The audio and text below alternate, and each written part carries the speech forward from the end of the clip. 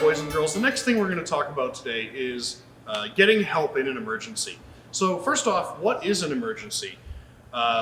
For us, for our purposes today, an emergency is when someone is sick or injured and needs an ambulance, when there's a fire, or when there's a crime being committed.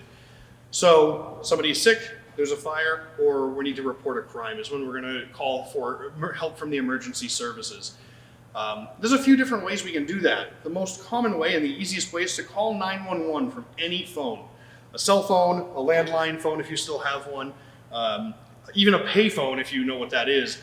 You don't have to put money in, you can call 911 directly. So from a regular phone, we're just going to pick up the receiver and we're going to dial 911.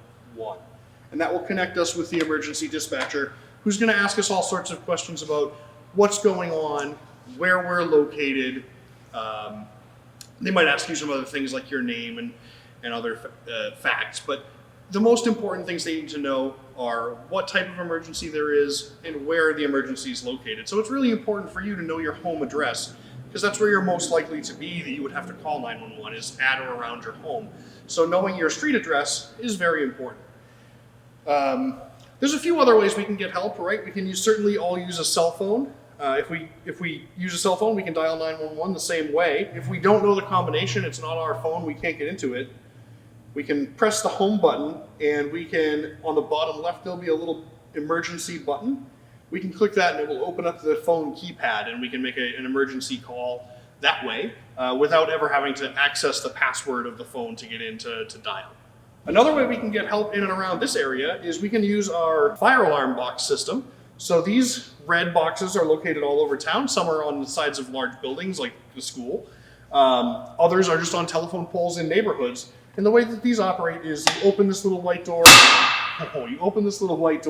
and you pull down on this hook. And that sends a signal to the fire department and to the dispatch center to let us know that there's an emergency at that location. There's two of these that are coded for a medical emergency. They're located at Peroni Park and they're located at the town beach at Sandy Pond.